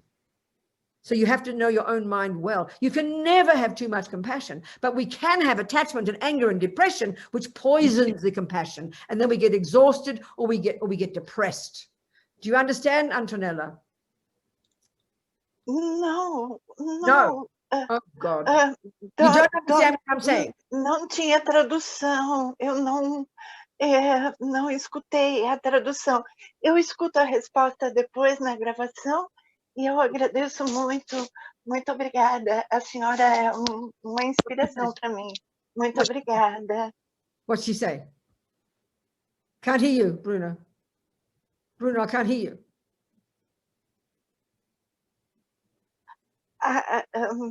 Bruno, I can't hear you. Oh, meu Deus. Go on. Oh, meu Deus. Danny, could you maybe do the Bruno, can you talk to me, please? What's she saying? Não teve a tradução. What's going on? Bruno, can you please talk to me? Mas não tem importância. Venerable, she said she couldn't hear the translation, so she's gonna hear later to hear Bruno's translation. Oh gosh. But she's thank you very much to you, and she's saying that you're an inspiration for her. Oh, good. I'm sorry. I'm so sorry. Okay. Okay. Next question then. I'm sorry. Next question. Okay, Venerable, thank you so much. We have a question. Why, if we all want to be happy, sometimes we do the exact opposite, like being cruel with ourselves. Logically, it doesn't make sense. That's right. That's exactly right. So let's analyze why it does make sense. So first of all, we want to be happy. That's a drive, and you can never rid ourselves of that drive. It's just primordially natural. If you're a living being, you have that. But the simple point is this: you've got the wrong analysis. That's all. You've got the wrong analysis. So everybody knows we want. I mean, I use the simple analogies. Use the one of food. We want to be happy, so we are attached to certain okay, we want to be happy, one, but two, forget a food. Buddha's telling us that attachment is not the same as wanting to be happy. They're two separate parts of our mind. Simply wishing to be happy is something spontaneous and logical, but then attachment is this other state of mind that is a mistake, that believes that cake and boyfriends and other people and getting things and music and sound and smell, attachment completely is addicted to believing that getting the sensory objects will bring me happiness. So wanting happiness is one thing, but having the wrong analysis of what causes it is why we suffer. And we are addicted to believing in the wrong analysis. So it's a bit like, you don't know that smoking cigarettes will cause your lungs to get cancer. When I was smoking my, many cigarettes, my 80 Marlboros a day at some point, not always 80, but at some point, I never heard of lung cancer. I never knew it would cause me suffering. I wanted happiness, but I didn't know that it could cause me cancer. I was ignorant. Well, that's as simple as that, honey. We want to be happy, but we've been practicing the wrong methods for so long that we can't even see that they're giving us the exact opposite. We are addicted to the wrong habits. That's the reason why. And that's what we've got to look at into our own minds.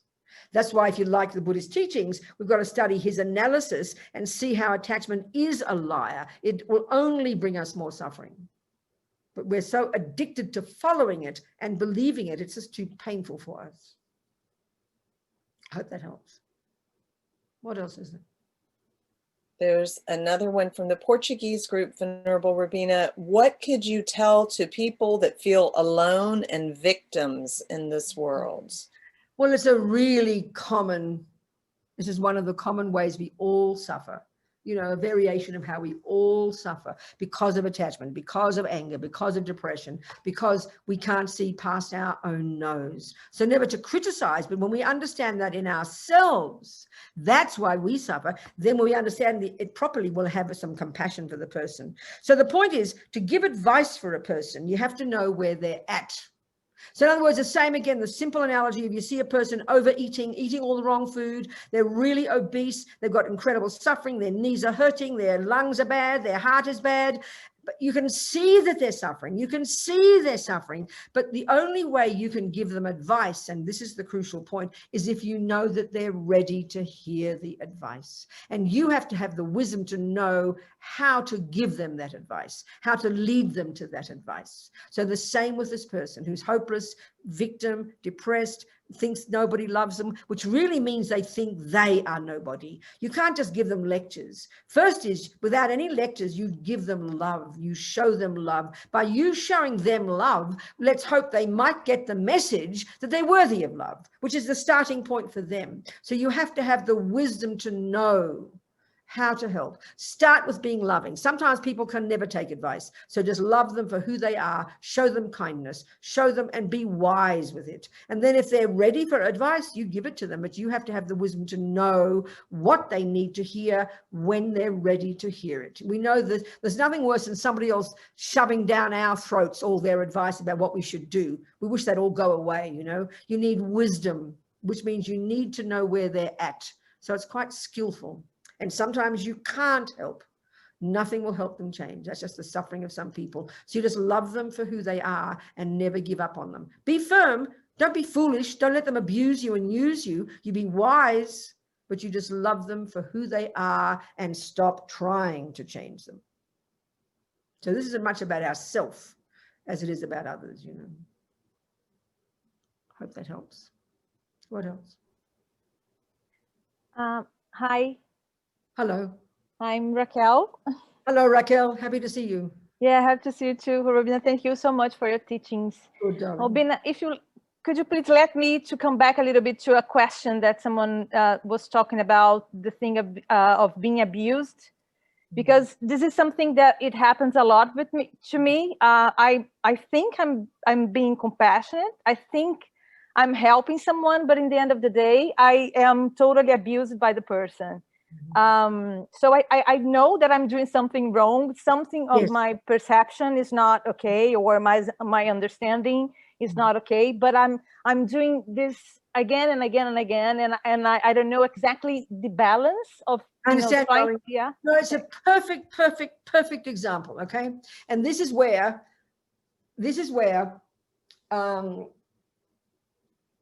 we have to, the only way to understand this is the wisdom wing, and is to understand the way attachment works. That means you've got to understand your attachment, Raquel. Now, everybody is in the same boat. You're not personal. I'm only talking to you because you asked the question, but everybody recognizes it exactly. Sort of, you're like the good girl syndrome. You are a nice person. You're a kind person. You don't get angry. I don't think you seem to get angry. You're patient. You're kind. But what we simply cannot see in your kind of person, you can't see how your kindness and your compassion is polluted by your own attachment. So what does that mean? You think, well, what am I attached to? Well, honey, the deepest attachment we all have, and this is the universe, the deepest attachment, more than for sex, drugs, rock and roll and everything, the most primordial attachment, the hardest one to understand, is attachment to be seen and heard and being approved of and stroked and being seen as a good girl. It's so subtle in us. It's so integrated with our good actions, we don't even distinguish it. And darling girl, this is what takes time.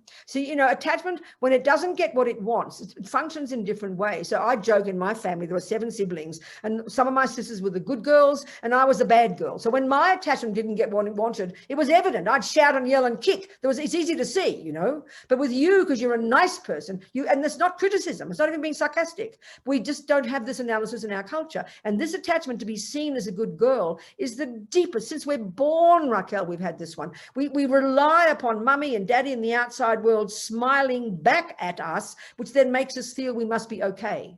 So this is very deep inside every one of us. And this is why you suffer. Because it pollutes your kindness, it makes you sentimentally kind, and then that makes you weak, and then that gives an opportunity for other people with their attachment and their aversion to misuse you and harm you. This is why we get harmed by other people, Raquel. Join the universe, darling. This is why. It's so subtle, so hard to see it. What do you think? What's your comment? Open up, unmute. Unmute Raquel, please. Yeah. Okay, now I got it. But Robina, that's the thing. I mean, what's the solution? Because knowing your own mind, Petal, Raquel, there's no shortcut.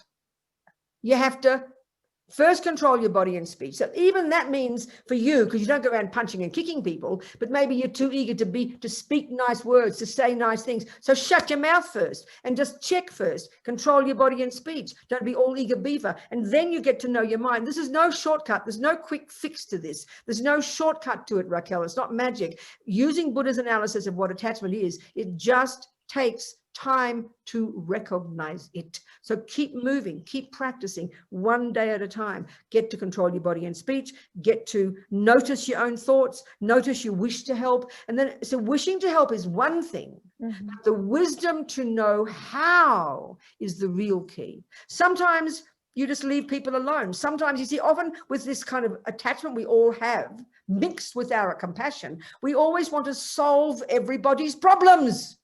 Leave people alone, Raquel. Just tell them, you can handle it, honey. I'm sure you've got enough wisdom, but we're dying to get in there to be mummy to everybody. That's the attachment I'm talking about. So just before you open your mouth and leap in, catch first. You kind of Got it. Thank you, darling. Thank you so much. One step at a time, baby.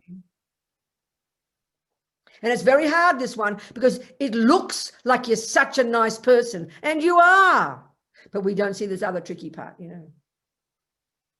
It's very subtle. So start somewhere. Trip, you know, one step at a time, honey.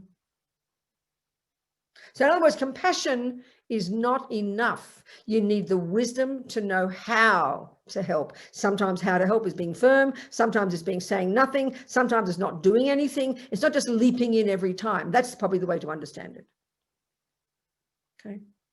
Thank you, Raquel. Everybody understands, I promise. Who else? Anybody else? Yes. Hello, Venerable Robina, Slamo. Hello, Lamo. Hello, sweetheart. How can I help you? Okay. Just a short, I'm going to open up and make myself vulnerable to people who don't know. Darling, what's your question, Lamo? Just ask me a question, sweetheart. What's your question? I ended up, when I came back from India, as a Buddhist. I need your question, Lamo. I want to cut to the chase, precious girl. It's really profoundly helpful. That's your background, and that's the question. That's the information you need to know. I just want your question. Ask your question. It's very powerful, Lamo. Ask your question. I ended up in jail in New York. Ask your question, darling. Ask the question. Don't give me background. It's very helpful. I promise you, sweetheart. I promise you, Lamo. If you can ask the question, just ask the question. Catholic nun would come.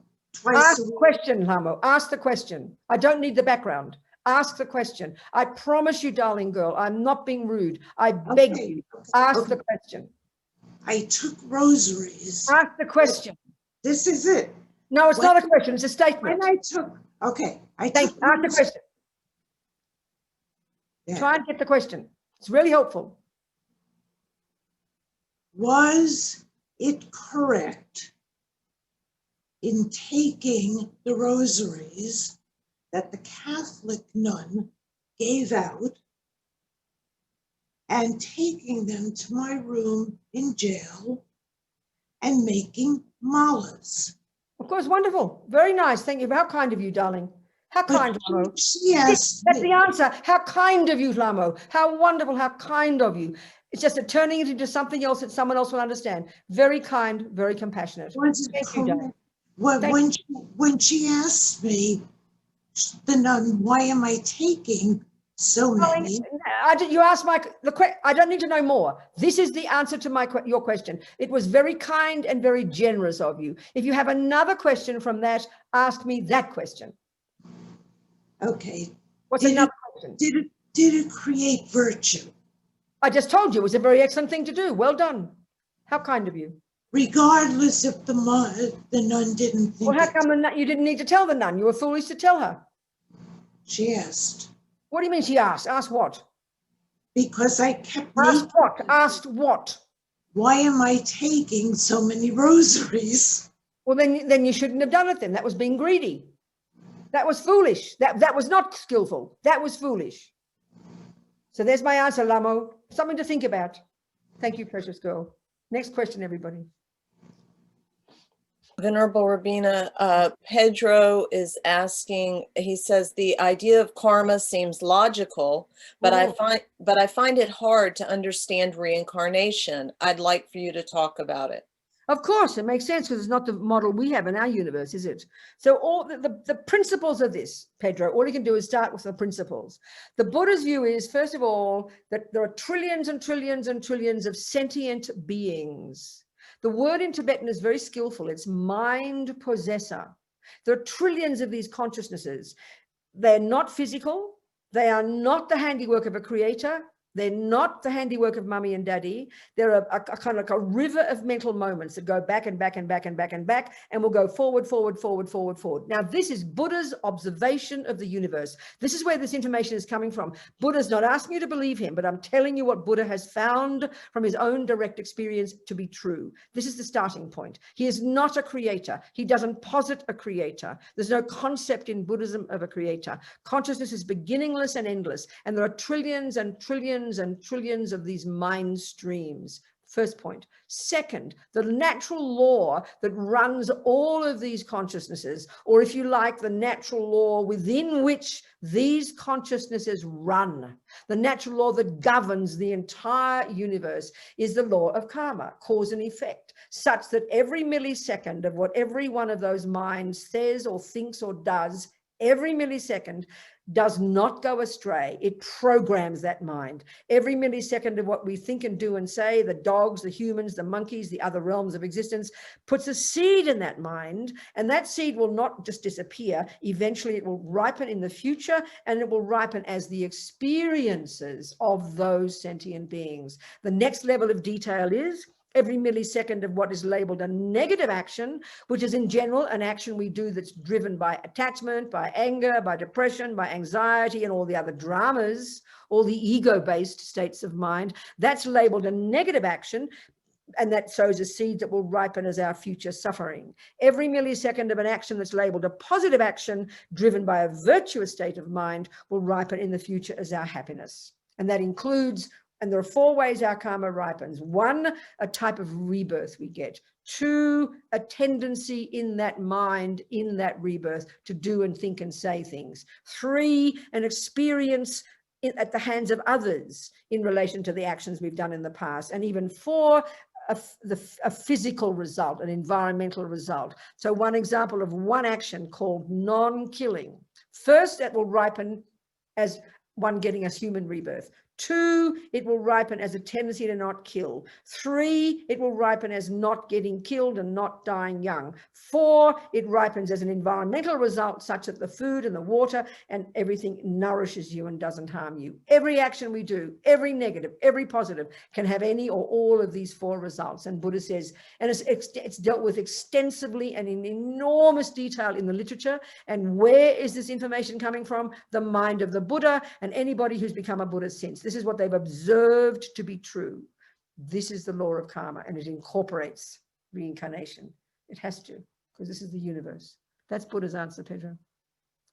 So you have any questions from that? And that has got to be, if a person is interested, we have to take this as our working hypothesis, take this as the basis of our life. If we choose to, no one's forcing us, and we start to learn it and study it. I mean, I'm giving you the principles of botany, let's say. Why do flowers grow? But then you've got to study it so you can learn the law of botany and grow your own garden. Well, if you want to grow your own life, because we're in charge, Buddha says, we're not punishment, it's not reward, we're not some innocent victim, no one else has put us on this planet. That's a weird idea for the Buddha. We are the creators of ourselves. Dalai Lama calls it self-creation. That's the best way to say it. So if we're in charge, I'd better learn the law of karma so I can learn to work with it and make sure that when I die and next week and next life, I'll get decent experiences. We're the boss. There's no punishment, no reward, no punisher. It's not random. It's not good luck and it's not bad luck. That's the Buddha's view, Pedro. What do you think? Huh? Where's Pedro? Is he shocked? He's in one, believe he's in the Portuguese. Okay, well, there you go, Pedro. If you want to ask another question, honey, you do that. That's the big picture. So what I find, Pedro, just telling you, what I find, taking this view as my working hypothesis all these years, that what I find is a powerful, like those young nuns, it's a powerful antidote to victim, self-pity, not fair, I didn't ask to get born, it's not my fault, which brings fear and panic and blame. I find just this view alone, making it fundamentally the view of taking time, it takes time, not overnight, that it stops all those things. You become more accountable, you become more strong, you become more responsible, you give up blame, you give up victim, you give up anger. Honestly, just having this view in the mind, but not just intellectually. It's got to become experiential, you know. It's got to become the truth for you, and that just takes time. And that's one's choice. I choose it, you know. No one's shoving it down my throat. What else? Arpita has a question, Venerable Robina. All Go right, ahead, Arpita. talk to me. Namaskar. I want to ask a question. What kind of meditation or immediate tool can I use to calm down my emotions of anger when I'm seeing unfairness happening to me? For some reason, I've been getting stuck in this cycle of unfairness where I work. Yeah, I understand. like People are like mistreating you. Are they blaming you? Are they not liking you? What are they doing? How do they? something 3 people, you know, they want to put me on a weekend when I'm not supposed to work to Yes. help out another girl because Yes. she's part of their group and Yes, she I looks like understand. them I and I understand. don't look like them. I understand, sweetheart. And I feel the unfairness and it's fully- making me it's unfair. feel I agree with very you. darling. unraveled Exactly. and unsettled. But if I say something, they will Yes. do more mean things to me. I And they understand will, that, Peter. So what do you feel? I mean, first of all, let me ask you a question. These are the things we need to discuss. Forget about a meditation, darling. Let's analyze it. So first of all, do you really feel that at the moment this is the best job you can have, that you've got no choice whatsoever? Because you see, the first point is if sometimes it's sensible just to leave it. It's like a bad boyfriend. Don't put up with it, darling. right. I have been applying to So what's your jobs first for, point? What, yeah, darling? I've been applying for a year now. This morning I applied to 5 more new jobs. So meanwhile, just- so then, okay, good. This is a good point. So at this Yeah. moment in time, is it true, Peter, that you don't have a choice at this moment? You've got Exactly. no choice but to do this job. You can't just leave the job and have no job. Is that right? Exactly. Okay, exactly. darling, this is a starting point, precious. This, Peter, is the starting point. This is a really important point. Forget about a meditation. It's an attitude. So you know it's not a nice job. You know these girls are being mean. You know they're being unkind to you. That's a fact. I accept that point. I agree. It's not fair because you're different. I agree with you, darling. But you've got to develop within this fact that you are, in other words, you are choosing to stay in this crummy job right now. Would you put it that way? Yes. You need to make it that way. You mean, in other words, Peter, what we have to do in the face of injustice is we've got to become strong. Instead of wanting them to be different, try to make yourself strong. So the very first point is you say to yourself, okay, I am choosing to be in this stupid damn job. I don't have a choice right now. So already, Peter, that'll make you feel more strong. And then that'll make you feel these girls are being creeps, they're being mean, they're being racist, whatever you like, that's their problem. And you will decide, I'm choosing to be here. I'm going to get the best I can. I'm going to get the dollars that I can. And I'm going to learn from this. And I'm going to learn to become brave in the face of other people not liking me. Because we all want to be liked, Peter. We all are dying to be loved, like I said before. So this is helping you right now, this second. Forget about a meditation. It's not magic. It's changing your view, darling. You start to feel you are strong. I'm choosing this job. I'm going to get out of here one day. Meanwhile, while you're in it, you learn to become strong in the face of these girls. You learn to become strong. You learn not to define yourself by their meanness. You know that you are who you are. You've got good qualities. This is a powerful practice we all need to do, darling. It's reinforcing yourself. It's knowing you have got qualities. They don't see them. That's their problem. You know who you are. You know what qualities you've got. We need to be approved of, but we can't get it all the time. So make yourself approve yourself, Peter, and think, I am choosing this job until I can get the hell out of here. And if it gets to the point, darling, this is the next point, if it becomes unbearable, don't torture yourself. You have enough courage and you leave it no matter what. And then you will find something else, I promise. So it's you becoming stronger, Peter. And that means you've got to talk to yourself in a different way. Does being brave mean, I'm going to clarify what being brave means because I don't understand what being brave means. Does it mean I need to speak up about something or should I just shut the, it depends on the situation. Shut up and not do anything. Good point. Being brave means, first of all, knowing you're choosing this because you know you don't have a choice. You're deciding, don't feel like a victim. Poor me, I can't get another job. That'll make you weak. So you get yourself strong first by thinking the words, I am choosing to stay here until I get a new job. Instead of, I've got no choice. That makes you weak. That's the first point. Can you get that? That'll make you yes, strong. I do. Second, darling, brave in the face of what happens. It might be one day you might stand up and say something. Another day you'll shut your mouth and you let them have their garbage. So you have to decide at different times. And the only time to talk and speak up is if it'll help. If no one listens to you and they hate you even more, you haven't proved the thing. You haven't proved the thing, darling. Are you getting my point?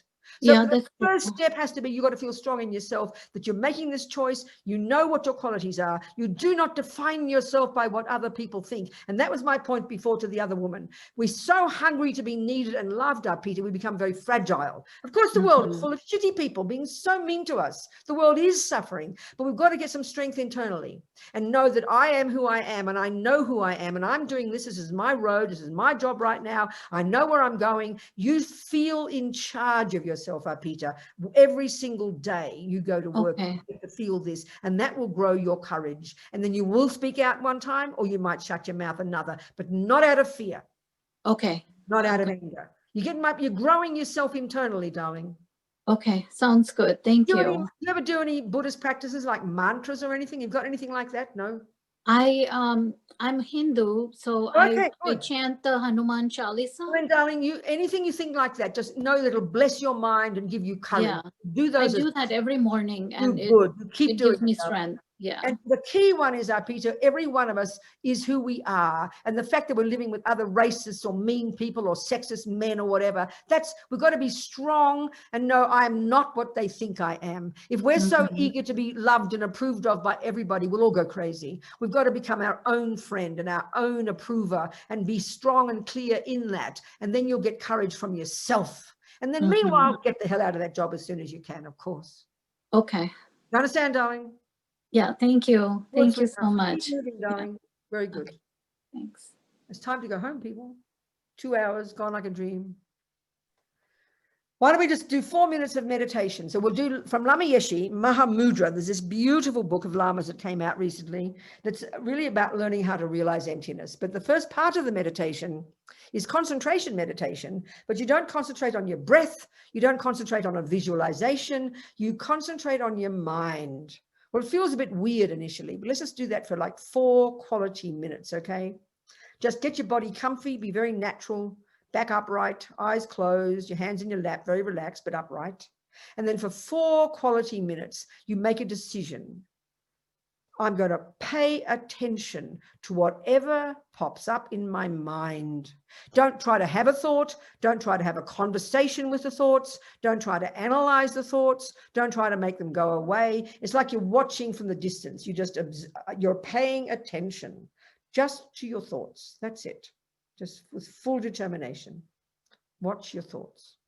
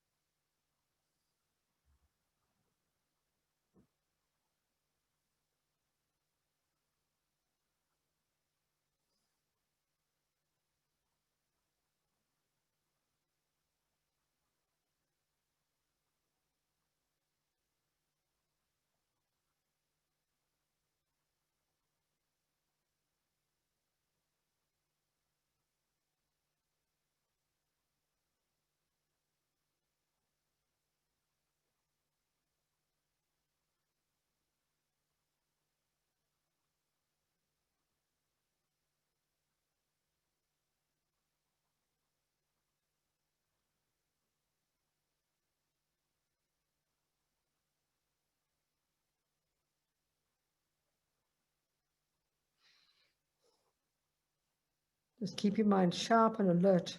Just watch the thoughts. Let them come and let them go.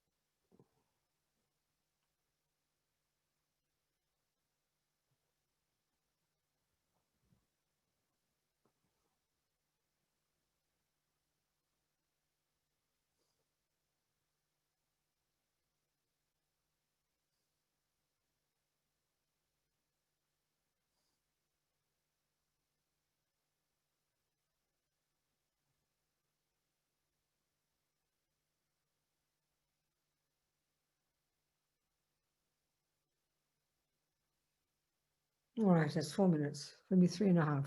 Good quality 3 minutes. We didn't get distracted. That's the key. So you can bring this into your daily life. This is an amazing practice. This is the benefit from doing concentration. Not to make all the thoughts go away, not to have a gooey feeling, not to feel all nice. No, it's to develop the skill throughout the day, instead of just absorbing into all the crazy thoughts, and the negative thoughts start and you get anxious, and before you know it, you've written a novel in 1 hour and you're completely crazy. It's that just sometimes you grab the thoughts and you just tell them to shut up, go away, be quiet. You know, you'd learn to get more skill. Sometimes you've got to do an analysis, think it through and come to a conclusion. Other times the uncontrolled thoughts, the hurt thoughts, the jealous thoughts, the depressed thoughts, don't let them run rampant. I mean, you can't make them all go away. It's like your crazy roommates. You can't tell them to be quiet, but you not pay attention to them. That's the major step, you know, not believe in their stories. You can't help but hear them chatting away, but don't believe in their stories. You know, this is a major step. Believe in your good qualities, believe in your good thoughts, believe in your virtues. They are who we really are. This is daily practice, being your own therapist, as lovely as she says, you know. So we would delight in our 2 hours together. If there's any useful thoughts we've had, we use these as our tools, one step at a time, okay? Never giving up, developing our amazing potentials so we can develop limitless love and compassion. Jangchub, Semchog Rinpoche, Ma Ke Panam Ke Gu Ching, Ke Pa Nyam Pa Me Pa Yang Gong He Gong Du Pelba Shog. That's it. And thank you, precious Deichen and Siliana and Paloma and Bruno. Thank you, so kind. Making it available to so many more people, because I only speak idiot Australian. I'm so sorry. Thank you, darlings. Thank you so much, Nicole. Thank you so much, Rebecca. Thank you, everybody. Much love. Thank you, people. Bye, sweethearts.